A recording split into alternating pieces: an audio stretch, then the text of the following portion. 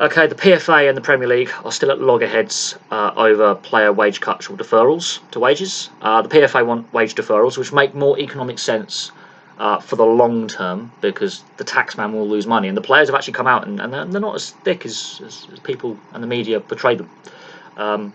They say if they take a pay cut rather than a pay deferral, or if they get paid in full and they channel a percentage of their wages to the non-playing staff, the taxman still gets his money. If they take a pay cut, the taxman loses up to £500 million for the next 12 months, or 30%. That's what the players are saying. Now, Wayne Rooney writes a column in the Telegraph, and you might get assistance with that from someone who's probably a writer, but he'll probably research his stuff. He's not as thick as the mainstream media will have you believe. He's got 11 GCSEs. He's not that. He's got 3 A levels as well. He's not as thick as the media portray him. He says it should be done by a case-by-case basis. It shouldn't be a blanket 30% cut if that is the route we have to go, or if it's a blanket wage deferral. It should be done by a case-by-case basis. But then he also poses this question, and it's a very important question. If they're asking us to take a pay cut, in that case we want to see the books. Our representatives in the PFA, who are representing them in this case, will probably ask to have the books opened up. And this is, I think, what the Premier League clubs don't want to do. It raises a question about football's health in financial terms. Where's all the money gone? We've seen with the NRL in Australia that their pension fund's been raided for 10 million Australian dollars, and the players and the fans and the club administrators have gone nuts at their head office of their league. I think the Premier League's in a similar situation. I think not all the money's where it should be.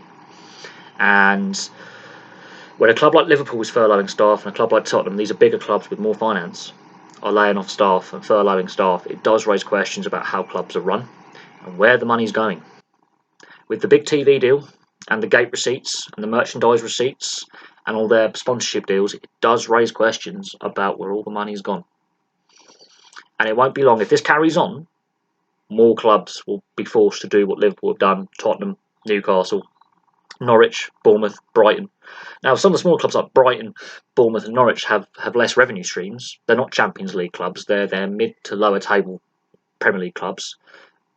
They operate on smaller budgets. It's more understandable in the sense that they earn less money. Their league finishing position, etc. They have less money. They are smaller financially. They work on smaller budgets. But they're still Premier League clubs and they still get a share of that nice big tasty TV pie. So where's the money gone?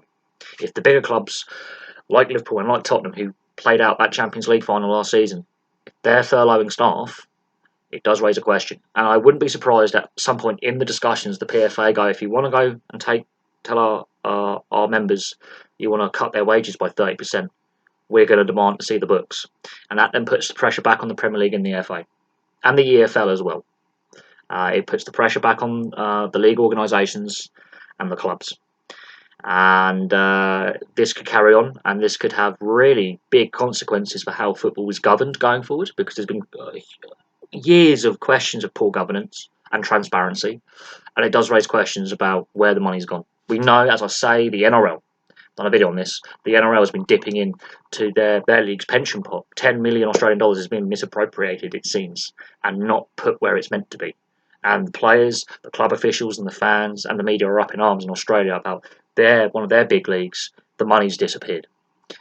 I think the same question applies to the Premier League and the EFL and the FA.